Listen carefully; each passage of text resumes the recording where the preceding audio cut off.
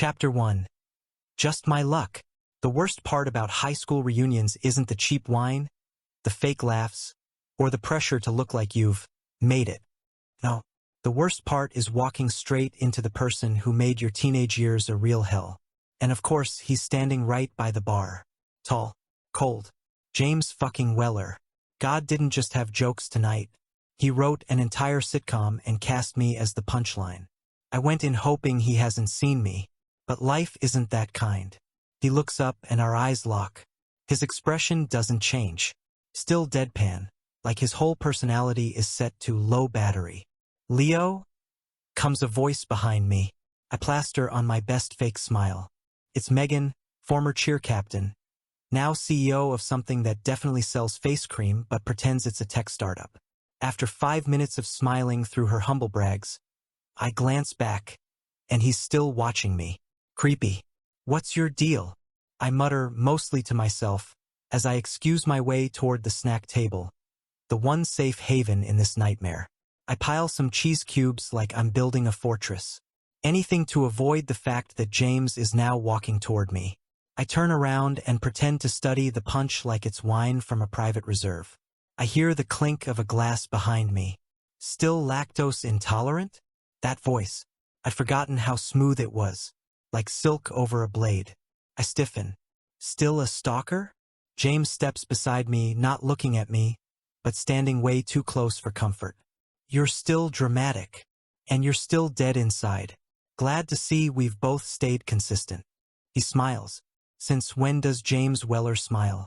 The last time I heard him do it, it was because he punched me during PE in front of the entire class. What do you want? Ask. He looks at me. His eyes are the same as they were at 17. Sharp, gray, unreadable. Nothing. Great. Then kindly go back to your tower of emotional repression. I just thought you looked lost, he says. I scoff. What am I, a stray cat? You used to have more bite. That hits something. Not in a good way. I step forward. Oh, I've got bite. But now I've got a career and a tax bracket, so I'm legally allowed to sue if you try anything. Calm down, Leo. I'm not trying to fight you. I open my mouth for a retort, but the room suddenly spins. Just a tilt like the floor forgot how gravity works. My vision glitches. People flicker. Whoa! I stumble forward. James catches me. No, really. He catches me. Like we're in a movie. And then everything goes black. I wake up to warm sheets, a soft mattress, and the distant sound of a child humming. Not my bed. Not my apartment. I sit up too fast and regret it instantly. Hey, easy, says a voice next to me. James. In bed. Shirtless. Shirtless. What the hell? He rubs his eyes. You okay? Why are you in my bed? Wait. Why am I in your bed? Where even are we? I was hoping you'd tell me. This doesn't look like my place either, he mutters. I launch off the bed and nearly trip on something fuzzy. I look down. A pair of matching bunny slippers. I blink. Am I on drugs? Did someone spike the punch? Is this a dream? Are you real? James sighs, gets up and walks to the mirror and stares at himself.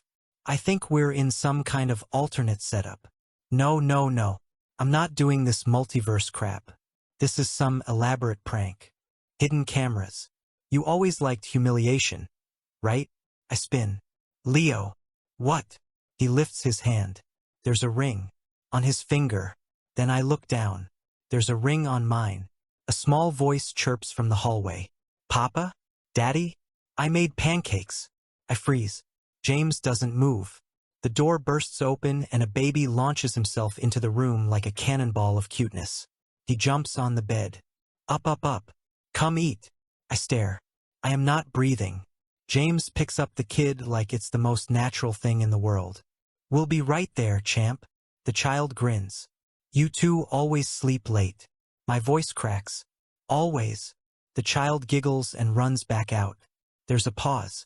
A long, horrible, brain-melting pause. I turn to James. We're married. With a kid. James nods, slowly. Apparently. Chapter 2. This is not my apartment. I've had some weird mornings. One time I woke up on a stranger's couch with "Stop texting your ex" written across my arm in eyeliner. Another time I woke up spooning my laptop after binging a full season of a vampire cooking show. But this is beyond weird. This is alternate dimension weird. I stand in the hallway, frozen, staring at the framed family photos like they're cursed artifacts. There's one of James holding that child, who's named as Eli, on his shoulders, smiling like a proud dad from a home improvement commercial. Another of me holding a birthday cake with #OnePapa written in frosting. And the worst one, all three of us at the beach, matching sun hats. Matching. I rub my eyes so hard I practically rearrange my face. Still there. Still horrifying. I storm into the kitchen, still wearing the bunny slippers. Not because I like them, but because the floor's cold. Don't judge me. Eli's sitting at the breakfast bar with a plate of something vaguely pancake-shaped. Syrup drips down his chin like he's in a syrup commercial. He beams when he sees me. "Papa, I made these," he says, like my entire life isn't imploding. I blink at the plate. "Wow, you sure did, buddy." James, who is apparently now my husband, stands behind the counter like he's been doing this every day since the dawn of time. He's making coffee. He looks annoyingly competent. "You drink it black," he says, holding out a mug. "I also drink bleach, apparently." I mutter, but I take it anyway. It smells like heaven, and I hate myself for needing it this badly. "So, Eli, how old are you again?" ask. Eli giggles. "Papa, I'm 5.5. You know that, right? Just double-checking. Whether you know it or not, darling." James gives me a look. Oh good. We're already at the long-suffering stage of marriage, and I've only been conscious for 20 minutes. I lean in toward him. "What the hell is going on?" "Keep your voice down," he mutters, turning on the sink like we're being bugged. "James, I swear on your designer pajamas, I will throw myself out that window if you don't start explaining." He exhales like I'm exhausting. "Best guess? We got pulled into some kind of alternate universe or reality shift. The rules seem stable. We've been assigned roles, husbands, co-parents. Our presence here is consistent with that." Assigned roles? What are we, in a freaking video game? "Leo. No, you don't get to Leo me. You were my mortal enemy 5 minutes ago. Now I wake up in a Target ad version of Domestic Bliss with you? With a kid." I gesture to Eli. James looks me dead in the eye. "Would you rather we woke up as roommates with unresolved sexual tension?" I choke on my coffee. "Stop saying unholy things while our son is present." Eli giggles again. "You guys are funny." James looks smug. I look like I need therapy. There's a ding from the hallway. I whip around. A letter slides out from the mail slot by itself. No footsteps. No mail carrier. Just poof. Magic. James picks it up. It's addressed to us. My brain short-circuits. "Please tell me it's just a PDA newsletter." He opens it, reads silently, then hands it to me. "Do not disrupt the narrative. You are essential components. The emotional equilibrium of this reality depends on your performance. Do not break character. Do not leave the boundaries. Do not fall out of love." Below it, in smaller print, "This world will collapse if either of you attempts to reject your assigned relationship. Co-parenting is non-negotiable. Domestic intimacy expected. Divorce not an option." I lower the paper. My hands are shaking. I take it back. This isn't a video game. It's a fanfiction. A cursed, interdimensional, marriage fantasy fanfic. I whisper. James folds the letter neatly, like it's a grocery list. "So we play along. Play along. For now. Until we figure out how to undo this." I stare at him. "You're taking this awfully well for someone who just got body swapped into a gay husband AU. He sips his coffee. "I've had weirder dreams." "This isn't a dream, James." He looks at me for a second too long. "I know." Silence stretches between us. Eli hums and squirts more syrup on his pancake. I force myself to breathe. Think. We don't tell anyone, we blend in, act normal, figure out what the hell is happening, and then we get out. "Deal?" I say. James nods. Deal. Chapter 3. Introducing our son? I have been called Papa with such sincere affection that I might cry or scream, depending on how long this nightmare continues. But right now, I'm sitting on a living room couch that is suspiciously well decorated, while Eli draws a terrifyingly accurate dinosaur and hums to himself. I sip my second coffee of the day, arms crossed tight. Across from me, James is scrolling through a tablet, casually reading what looks like a preschool newsletter like he's always been this guy. Calm, competent, not currently spiraling. Stop that, I mutter. He doesn't look up. Stop what? Acting like this is normal. Like this is your life. Like you've always been some perfect dad-husband hybrid. James looks up. Do you want me to panic instead? Yes, just a little. He tilts his head, studying me. You've always assumed I'm emotionally constipated. Because you are emotionally constipated. I'm just better at adapting than you. Oh, I'm sorry. Did I miss the How to Survive an Ice Guy Marriage with Your Childhood Bully tutorial on YouTube? I snap. James sets the tablet down. Leo, this version of us has a life. Neighbors. Responsibilities. We need to figure this out without drawing attention. Right? Blend in. Like two loving, committed spouses raising their child with synchronized brunch schedules and monogrammed towels. We do have monogrammed towels. I nearly throw my mug at his face. Eli, unaware of the existential crisis brewing behind him, holds up his drawing. Look, Papa, I made you a dinosaur.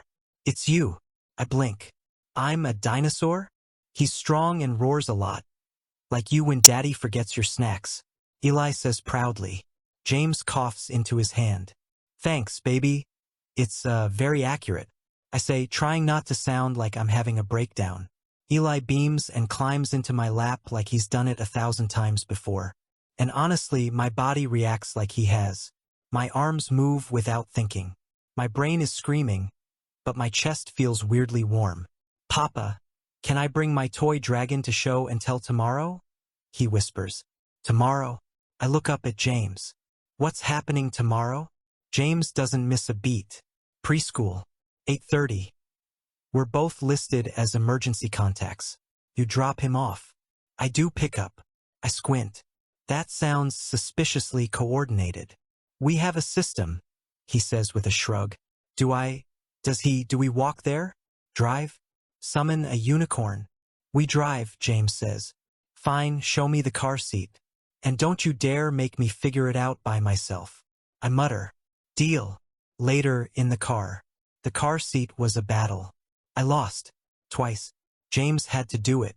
With one hand, smug bastard.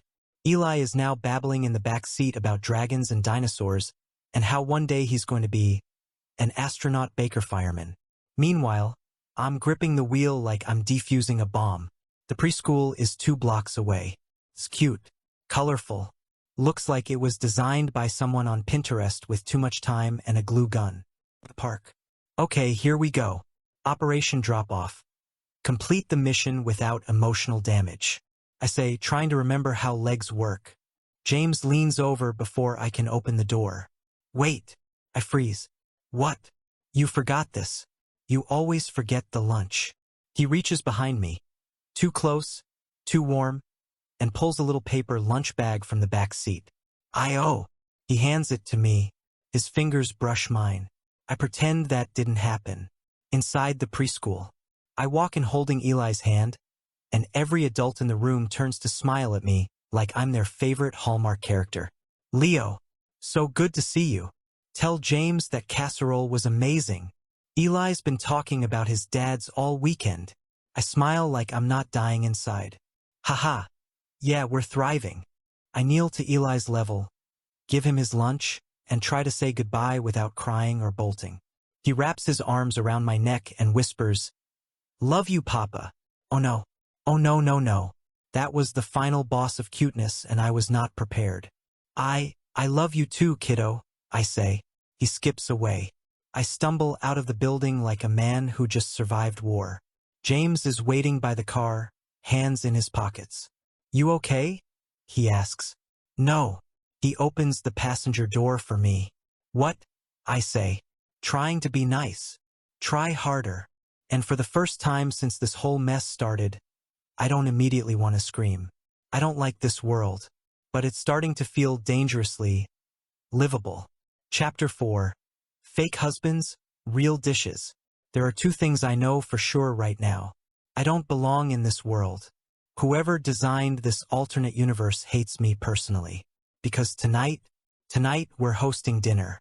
Hosting dinner for neighbors, like real adults, like real married adults, who planned a menu and folded cloth napkins. What am I even doing here?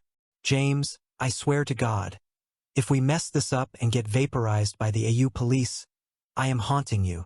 I hiss, pacing the kitchen like a caffeinated raccoon. James, of course, is completely unbothered. He's standing at the counter, chopping vegetables like Gordon Ramsay if Gordon Ramsay were emotionally repressed and dangerously attractive in rolled-up sleeves. You're being dramatic. We've had these neighbors over before. You'll be fine, he says, calmly dicing garlic. I haven't had these neighbors over. I was busy existing in the real world where you were a jerk and we didn't share monogram salt shakers. James looks up. You like those salt shakers? You bought them. No, alternate Leo bought them, and he had questionable taste. James smiles. Not a smirk. A real smile. Dangerous. Relax, just follow my lead. You're good at pretending to like me. He says. I make a sound somewhere between a laugh and a scream. Then the doorbell rings. Oh no, they're here. Okay, smile. Nod. Lie like your life depends on it. Because it probably does. I whisper to myself, straightening my shirt. The neighbors, two women and one smugly attractive gay couple named Ben and Carter, step into our house like it's their favorite show. Leo. James. Oh, this place looks gorgeous, says Harper. The one with floral earrings and a smile too wide to be trusted. I flash my customer service grin. Well, you know, we're just living the sitcom dream. James hands out wine like a pro. He's so smooth. He laughs at all the right moments. He remembers everyone's dog's name. It's disturbing. I try to stay quiet, which fails when Ben leans in across the table and says, You two are still so in sync. How long have you been together again? James answers without blinking. 7 years. I choke on my wine. What? He smoothly pats my back like this is just married life. He always forgets. Dates aren't his thing. Well, yeah, time is a construct. I stammer. Everyone laughs. I hate it here. Then Carter says, Still doing that Saturday morning routine? James replies instantly. Waffles, cartoons? Eli piled between us in bed. There's a pause. He's looking right at me when he says it. I feel something tighten in my chest. Sounds like heaven, Harper sighs. I take another sip of wine. I wish it were poison. Later, in the kitchen, help me God. Why do you remember all this stuff? I snap under my breath, scrubbing a plate like it insulted my ancestors. James is beside me at the sink, rinsing. Because it's important. But it's fake. He shrugs. Still matters. I turn to him. Why are you so good at this? The smiling. The details. The dad jokes. You're not like this. James doesn't look at me. Maybe you never really knew me. Oh hell no. No, don't pull that mysterious heartthrob crap on me. You were awful to me for years. I was a kid. You were loud. I didn't know how to handle it. You bullied me because I was loud? James dries his hands. Because you were magnetic. And I hated how drawn I was to you. What? My brain full stops. I open my mouth, close it. Open it again. Nothing comes out. He meets my eyes. Forget I said that. No, you don't get to drop that and walk away. I didn't walk, I never did. Not really. He says quietly, before I can process any of it. Come back. We want a toast. Someone calls from the dining room. James grabs the bottle and gestures to the door. You coming, darling? I want to throw him into a volcano. But instead I follow. The toast. And the kiss. Yes, that one. To Leo and James. Carter announces, raising a glass. For somehow managing to be disgustingly in love and making the rest of us look bad. Everyone laughs. James lifts his glass. To Eli. And to Leo for keeping me sane. All eyes turn to me. Panic. I lift my glass. To not getting vaporized? Confused chuckles. Nailed it. And then, because the universe is cruel, someone says, kiss. Come on. We need proof true love still exists. My blood freezes. I glance at James. He raises an eyebrow. Oh no. He steps closer. I open my mouth to stop him, but he cups my jaw gently. And then he kisses me. Just a brush of lips. Soft. Lingering. Way too real. The room erupts in applause. He pulls away like nothing happened. I stand there, stunned, wondering when the floor will open up and swallow me. James leans in, lips almost at my ear. You okay? He whispers. No, I am not okay. Chapter 5. You always leave the cap off. We don't talk about the kiss. We don't talk about how James kissed me like he'd been waiting to, or how I stood there like a statue instead of shoving him off like any sane person would. Nope. We clean up after the dinner party like two professionals repressing mutual trauma. James loads the dishwasher. I scrub the counters so hard I might erase the granite. The clink of plates, the faint hum of Eli's white noise machine upstairs, and the buzz of the fridge are the only sounds in the kitchen.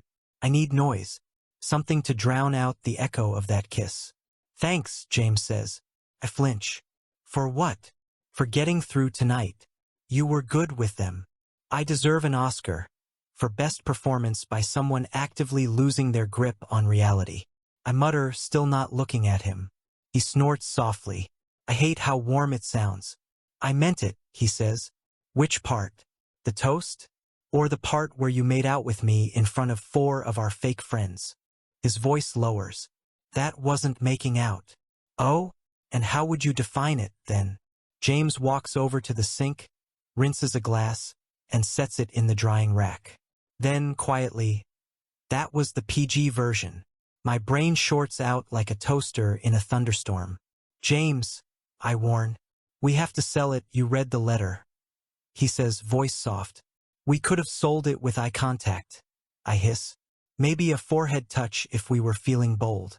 That was convincing, he says simply. And the worst part? He's not wrong. It was too convincing. His hand on my jaw. The way he leaned in like I was something fragile and familiar. Like he knew my mouth already. I grab a towel and dry my hands furiously. Just don't do that again. Not unless we're in public. Got it. He nods. But his eyes say I'm going to do it again, and we both know you won't stop me next time. Later that night, I brush my teeth like a man possessed. The toothbrush foams like I'm scrubbing away evidence of a crime. I'm just about to rinse when I realize the cap is off the toothpaste. Again.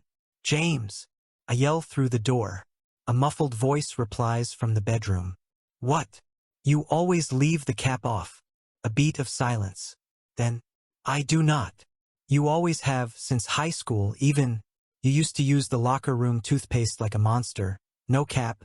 Just squeeze and abandon. And now, you're doing it again. I snap. He appears in the doorway, shirtless, leaning casually against the frame. I blink at him in the mirror. Why are his shoulders so smug? I leave the cap off because you always fix it, he says. I pause. What kind of logic is that? You're the one who needs it perfect. I'm accommodating your habits. That's not how being considerate works. He shrugs. It is when I know you'll fix it before bed. Every night. Like clockwork. I turn to face him, furious. You've been tracking my bedtime toothpaste routine? I've been living with you for 7 years, he says. You've been living with alternate me. I'm not him. James walks in slowly, calmly, like he's approaching a spooked cat. No, but you're still you. Loud, annoying, obsessive about details. And somehow, you always smell like oranges. What? He steps in close. Too close and leans down slightly, his voice low. Even in this world, even if it's fake, it's still you. I don't know how to unsee that. My breath stutters. My brain screams. Push him away. But my body doesn't move. His hand brushes my waist like he's done it 1,000 times. Like he missed it. You kissed me. I say, voice tight. You kissed me back. He replies, not missing a beat. Silence. Then he pulls away. Just like that. Walks out. And I'm left standing in the bathroom. Toothpaste burning in my mouth. Wondering when exactly I lost control of this whole stupid universe. Chapter 6. A kiss for the cameras. Here's something I never thought I'd say. I'm being watched by the universe. Literally. James reminded me this morning, while making French toast like the world's most terrifying domestic god, that every moment in this place might be monitored, tracked, judged, not for security reasons, for emotional consistency. If we stop acting like a happily married couple, reality itself might glitch. So naturally, I'm now stuck in hell. The neighborhood block party. There are fairy lights, folding tables, toddlers running around like sugar-fueled agents of chaos, a bouncy castle, and about 30 people who think I'm hopelessly in love with James Weller. I should be nominated for a goddamn Emmy. Hey babe, James says beside me, handing me a soda like he's done it every Sunday since birth. I flinch at the nickname. We talked about that. Playing the role, he replies deadpan. I sip the soda and pretend my heart isn't sprinting toward a cliff. 20 minutes later, I've made awkward small talk with 5 neighbors, dodged 3 questions about Eli's birthday party plans, and politely refused someone's beet salad. James is thriving, laughing, charming, holding a baby at one point, someone else's baby, and every time I look up, he's watching me. Not in a protective husband way. In a hyper-focused, knows what I am thinking before I think it way. It's unnerving. Hey! A voice chirps behind me. It's Nora, the overly enthusiastic mom from across the street. You and James are so adorable. I swear. You two make me believe in love again. She gushes. That's horrifying, I mutter. She laughs like I'm joking. You have to be in the couple photo. We're doing one for the newsletter. Come on. Before I can invent an excuse involving fire or death, she grabs my arm and drags me to the center of the park, where a dozen couples are already posing. James appears like he materialized beside me. He puts a hand on my lower back. We smile, we pose, he murmurs. Fine. I grit through my teeth. But don't. Leo, kiss him. Someone yells from the crowd. My soul exits my body. No, that's okay. I start, but they're all chanting now. Kiss, kiss, kiss. James doesn't move. Neither do I. I glance at him. He's watching me, not smiling, just waiting. I swallow hard. Don't.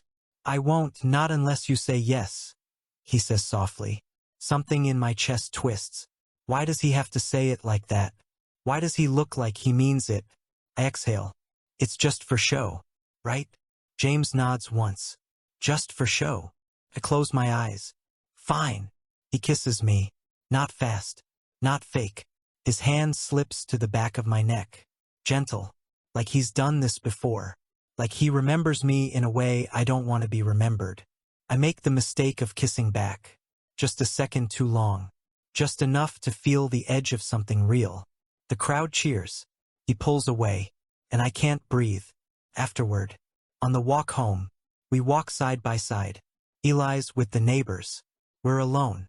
The sun's setting like a cruel joke. Don't say it, I mutter. James says nothing. I glance at him. You're not going to gloat? He shakes his head. Why would I gloat? Because I kissed you back. He stops walking. Leo, don't act like that meant something, I say, spinning to face him.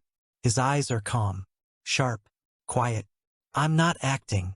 That hits harder than I expect. I cross my arms. We're not them. I know, but I still want you, he says. I open my mouth. Close it. You don't know me, I say, but it's weak. I've known you for half my life. I step back. No. You hated me. I didn't understand you. I didn't know how to want something that much. He corrects. I freeze.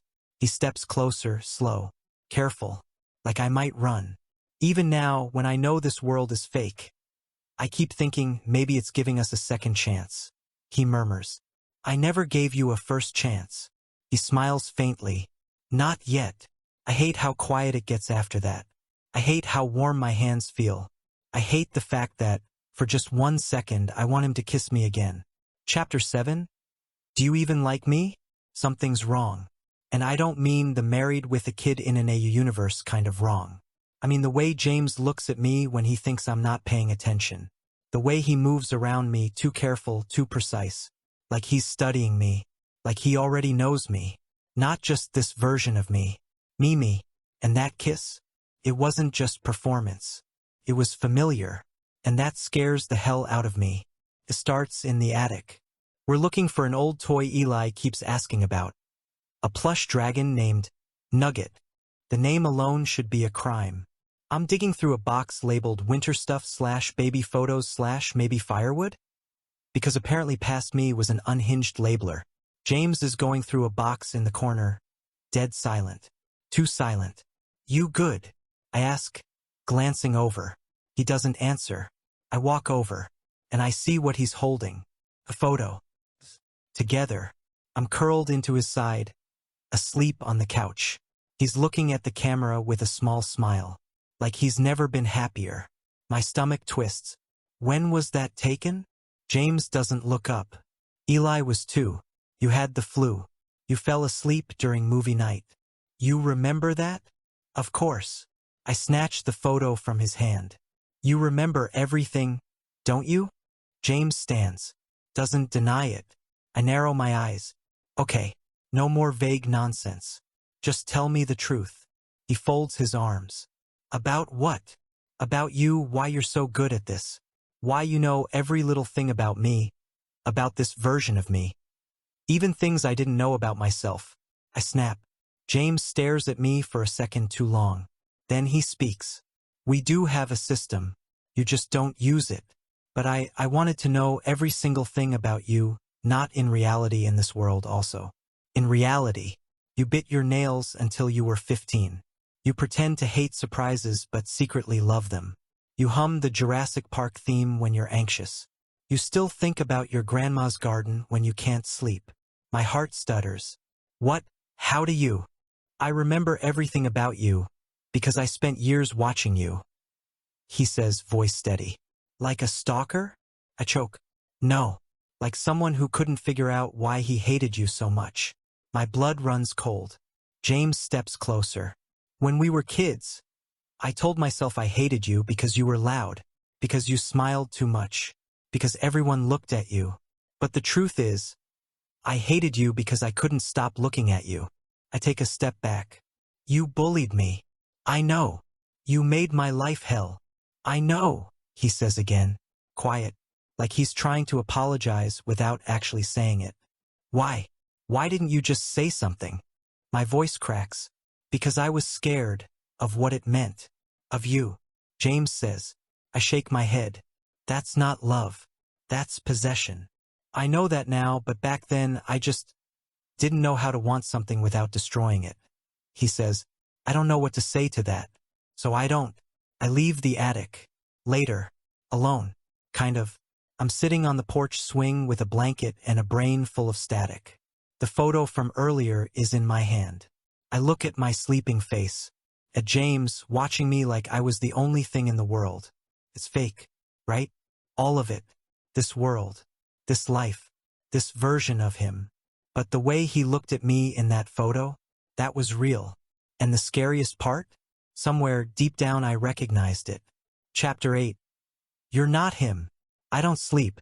I lie in bed staring at the ceiling. My chest full of static and my head full of James's voice. I spent years watching you. I couldn't stop looking. I didn't know how to want something without destroying it. And now, he's here. In this house. Playing dad. Playing husband. Not playing at all. And I'm starting to think. He knew. Before I did. Maybe from the beginning. The next morning. I find him outside, watering the garden like we're some picture-perfect family from a glossy brochure. The sun hits his jawline just right, and I hate that I notice. I march down the steps like a man on a mission. Or maybe a breakdown. Morning, he says, without looking at me. No, don't do that, don't act normal. Don't act casual. I snap. He sets the hose down and finally turns to face me. What's wrong? You knew? Didn't you? A long pause. James straightens, eyes narrowing slightly. Define new. Don't play with me, James. You knew we're in another world. From the moment we woke up here. I spit. I knew before you did. My breath catches. Since when? Ask. My voice is raw now. The first second I opened my eyes and saw you in that bed. I knew, he says softly.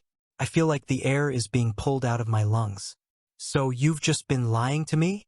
I didn't lie, I just didn't correct your assumptions. He says. I laugh sharp, bitter.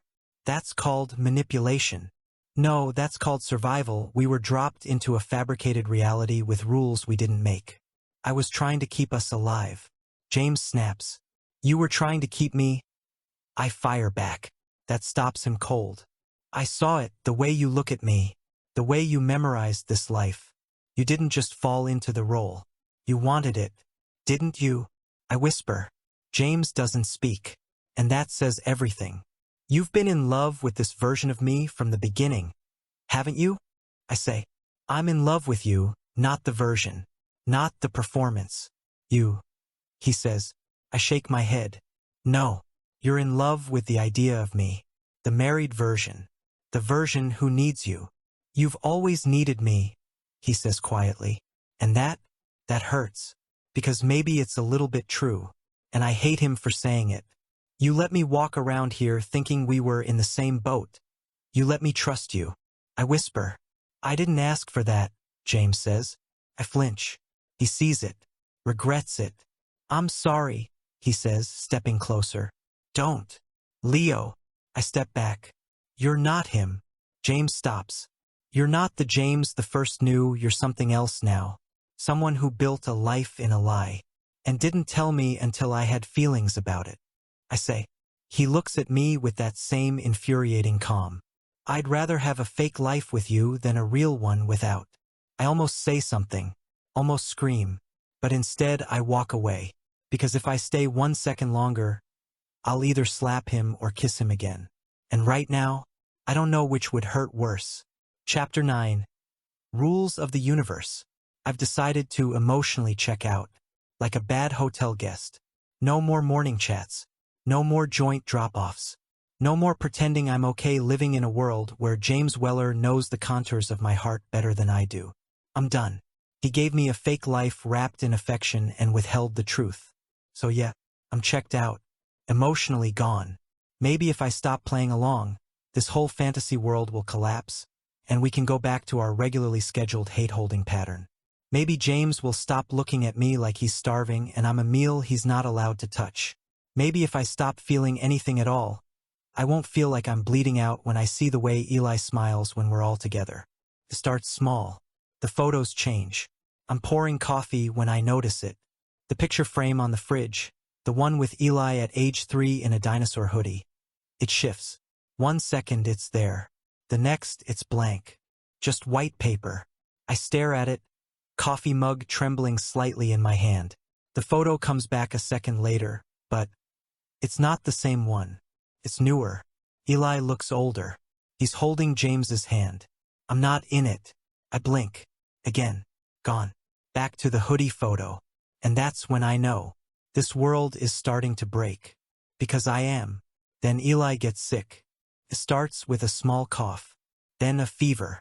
No cold symptoms. No infection. No explanation. We rush him to the local clinic and the doctor. A man we've apparently known for years.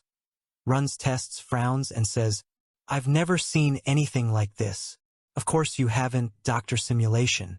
Back home, Eli lies curled up on the couch like a crumpled star. Pale. Silent. His dragon plush nugget clutched tight to his chest. I sit by him, frozen, while James kneels beside us and presses a cool cloth to Eli's forehead with shaking hands. I don't get it, I whisper. It's just a fever. But he looks like... James cuts me off. Like the world's forgetting him. I stare at him. What? He looks at me. Eyes dark. scared. I think the ayus unraveling you've been pulling away, and it's destabilizing the emotional anchors. He says, English, James. This place runs on connection on us. If we break the foundation, Eli goes too.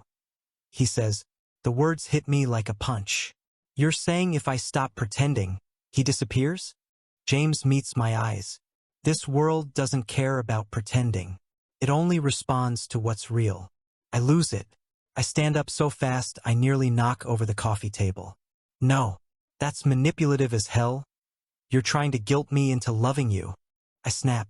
This has nothing to do with me, it's about him. He's not just some NPC in a fake world. He's our son. He says, he's not real. James stands too. He's as real as you let him be. I shake my head. This is insane. James moves closer. Leo, look at him. I do. And it's the worst mistake I could have made. Eli is shivering slightly, lips pale, tiny chest rising in slow, weak breaths, like he's fading. I don't know how to fix this. I don't know what's real anymore. I whisper. James steps into my space. Then stop thinking. Start feeling. I don't know how. You've always known how. You just never wanted to admit you cared. I laugh. But it sounds broken. And what if I did? What if I do? Ask. James says nothing. Just brushes my hand and threads his fingers through mine. Warm. Steady. Familiar in a way I can't explain. Like it's meant to be there. Eli stirs. Just barely. But his fingers twitch. And that's when I finally understand. This world isn't running on logic. It's running on us. Not what we pretend to be, but what we are. And what we could be. If I let go of the past. If I let myself want this. Want him. Chapter 10. Sleep on the left side. I didn't make a decision exactly. There wasn't a grand revelation. No orchestral music. No slow-motion flashbacks to every near-kiss we ever had. There was just Eli's hand, twitching under the blanket, a flicker of color in a glitching world. And James holding my hand like he's done it 1,000 times. Like I've let him do it 1,000 times. So no, I didn't make a decision. I just stayed. It starts with a bed. You don't have to, James says quietly, standing in the doorway, still damp from his shower. I'm already curled on the left side. The side that smells like lavender and sleep. I'm not doing it for you, I mutter. James nods. Doesn't argue. He walks around the bed like it's sacred ground and slips under the covers without making a sound. We lie there, stiff, silent. Do you always sleep like this? I ask into the darkness. James shifts. Like what? Like you're scared to breathe near me. A pause. Then, I'm trying to give you space. You didn't ask me first. You're the one who climbed into my bed. Technically, it's our bed. James exhales a small laugh. You're impossible. I turn my head toward him. I can see the faint outline of his jaw in the moonlight through the blinds. You still want this? He doesn't ask what this means. I always did. But why me? Why not just let me go when this all started? I whisper. Because letting you go never made me want you less. He says. That shuts me up real quick. In the morning, Eli's fever breaks. Like clockwork. He stirs. Yawns. Blinks up at us from the blanket nest on the living room couch like nothing ever happened. Papa, I dreamed you were hugging Daddy. He mumbles, rubbing his eyes. James freezes beside me. I blink. Oh, you were smiling, you looked happy. Eli says, curling against the cushion. I stare at him, then at James, then at the floor, where the universe probably keeps the self-destruct button. Well, clearly he's hallucinating. I mutter. Chapter 11. That stupid little smile. Here's the thing about falling in love with someone you're not supposed to. It's not the big gestures that get you. It's the small ones. It's James bringing me coffee exactly how I like it. 2 sugars, splash of almond milk. No comment about how childishly sweet it is anymore. It's the way he moves around the kitchen in the mornings without speaking. Like we've done this routine forever. Like we're choreography. It's the fact that every time I look at him, he's already watching me.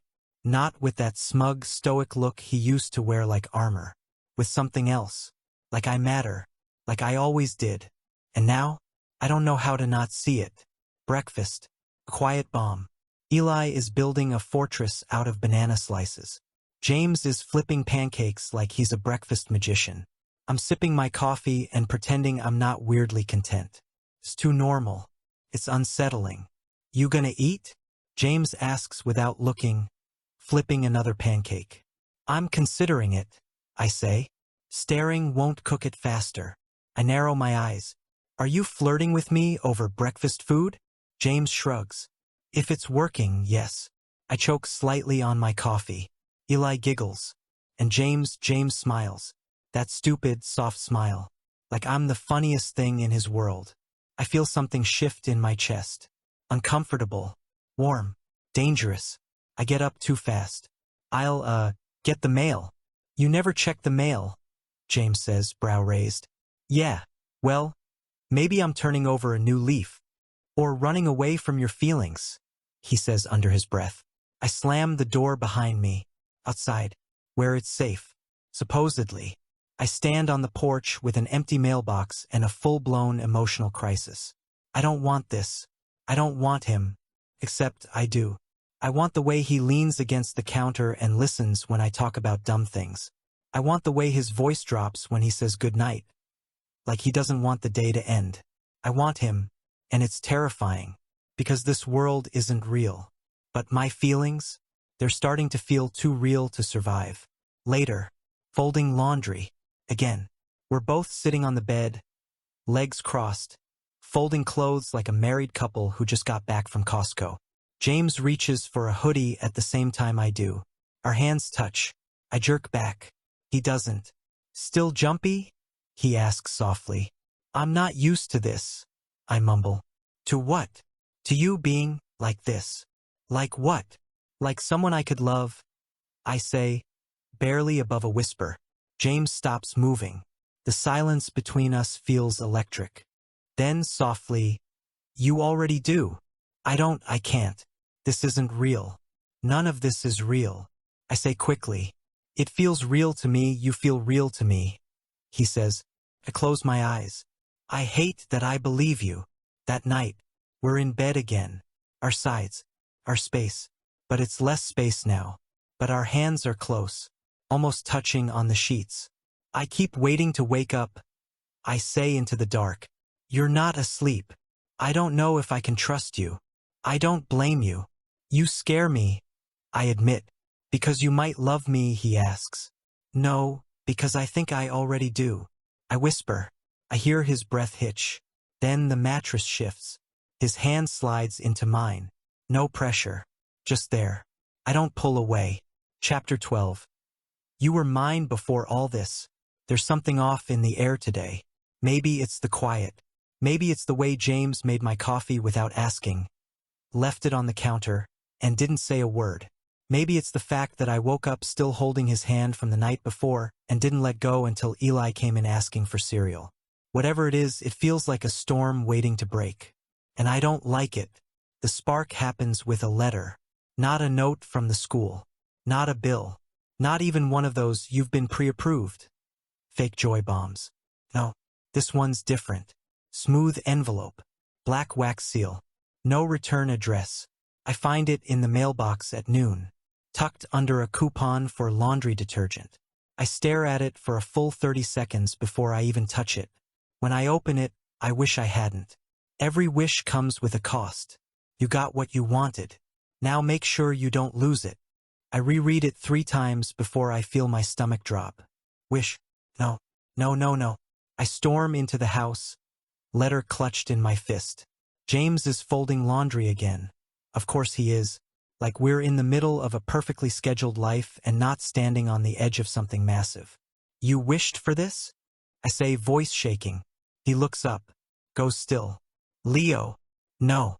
Don't start. Don't explain. Just tell me the truth. James's mouth opens, then closes, then opens again. I didn't think it would work, he says finally. Quiet. Raw. My heart pounds like a drum in my ears. What exactly did you wish for? He swallows. I wished for a world where you didn't hate me. The silence in the room is deafening. And the universe gave you this? A marriage? A child? Ask. James stands slowly, doesn't move closer. I didn't pick the details, I just wanted a life where we could be something better. He says, you wanted me rewritten. No. You didn't want the real me, you wanted this perfect version. The domestic dream. The Leo who already forgave you. Who loved you.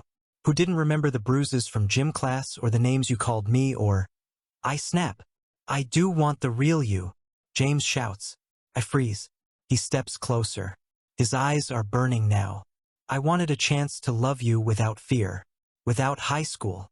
Without the mess we made of each other. I wanted you, Leo. Not a fantasy. Just a life where I could try. I stare at him. You didn't tell me, you let me wake up in this dream and spiral. You let me fall for you. And all along, you knew this was because you couldn't deal with rejection. I say. James's voice breaks. That's not true. Yes, it is. You built a world where I didn't get a say. Where I was already yours. I say. A long pause. Then, barely audible. You were always mine. I feel like I've been punched. James. I loved you when I didn't know what love was. I hated how you made me feel seen. I hated that I needed you. I hated how loud you laughed and how you always took up space and how my eyes always found you in a room. But I never stopped wanting you. He says, and now he's just saying it. No holding back. I'm sorry. For what I was. For what I did. And for this. For making a wish that gave me everything I wanted but didn't earn. He says. And then, he turns. He walks away. Hours later, he doesn't come to bed. I lie awake in the empty room, staring at the ceiling, heart pounding so hard I feel it in my throat. He shouldn't have made the wish, but I can't deny it anymore. He didn't just wish for a version of me who loved him. He wished for a chance. And somewhere along the way, I started wishing for it too. Chapter 13. Everything that's mine. The world starts dying again on a Wednesday. It begins with a hum, low and wrong, like the house is holding its breath. The lights flicker when I walk past the hallway. The photos go fuzzy, then sharp, then blank. And the world outside the window is glitching. I'm talking buildings folding into themselves. Trees flickering in and out like a broken rendering. The sun dims unnaturally, like someone just tapped a dimmer switch on reality. It's me, my hesitation, my fear. My refusal to choose. I'm the crack in the foundation, the unspoken truth tearing this house apart. James walks toward me, slow, controlled, like I might break. I don't want you to perform it, I want you to choose it. With your whole damn heart. He says. I look at James, and I finally let the truth fall out of my mouth. I love you.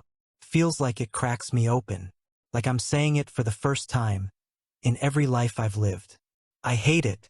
I hate how much I love you. I hate that I didn't get to choose this life. But I love you anyway. I love you now. And I think maybe I've always been waiting for this. My voice breaks. The lights flicker, then stabilize. The hum in the walls goes silent. James looks at me like I just put the stars back in the sky. Thank you. Thank you for accepting me. He say. I lean against him. Let my head fall to his shoulder. I'm terrified. I whisper. His hand finds mine. I know, just stay with me like this. Please, he says. Chapter 14. Stay married to me. The world has stopped glitching. No more flickering walls. No more disappearing photos. No more eerie vibrations in the air like we're about to be digitally deleted. Just quiet. I sit at the kitchen table, hands around a warm mug of tea James is doing, obviously. He still makes me tea when I can't sleep. Just like he knows how I take my coffee. Just like he folds my hoodies the way I like. He walks in quietly. He doesn't speak right away. Just pours his own tea. Sits across from me. Looks at me like he's memorizing something. Or maybe remembering something he never wants to forget. He sets his mug down. Carefully. Deliberately. Leo. I look up. Stay married to me. My chest tightens. James. I don't mean the universe's version. I don't mean the wish, or the script, or the AU logic we got thrown into. His voice doesn't shake. But his hands do, just a little. I mean me and you. In this house. With Eli. With morning coffee and grocery lists and bedtime stories and matching dumb socks if that's what it takes. I want to be married to you. Because you're loud and stubborn and impossible. Because you made every part of my world feel real. He pauses. Silence. Then softly. I don't want to go back. I just want you to choose this. I stare at him. And for once in my life, I don't deflect. I don't run. I don't hide behind sarcasm or sass or screaming matches. I just let myself feel. All of it. All at once. The comfort. The safety. The quiet longing I've been pretending I didn't carry since the moment I saw him standing in that kitchen on day one. Like he belonged there. I never thought I'd get to choose you, I say. He doesn't breathe. I stand up. Walk around the table. Sit next to him instead. I never thought I'd want to. I add softer this time. James turns his head toward me. His eyes are wide. Honest. So stupidly hopeful it hurts. But I want the grocery lists and the stupid socks and Eli's pancake towers. I want this life, I say. Then, because I can't help myself, I smirk. But we're throwing out those monogram towels. James lets out a half laugh, half-choked breath and pulls me in without warning. He kisses me, and this time, it's not desperate. It's not for the universe. It's ours. Warm, certain, earned. When we break apart, I'm smiling before I realize it. James brushes his thumb over my cheek. We're really doing this? Yeah, we're really doing this. I whisper, and I finally let myself say what I've been thinking since the beginning. This might have started as a lie. Then I take his hand. But it ended up being the truest thing I've ever had.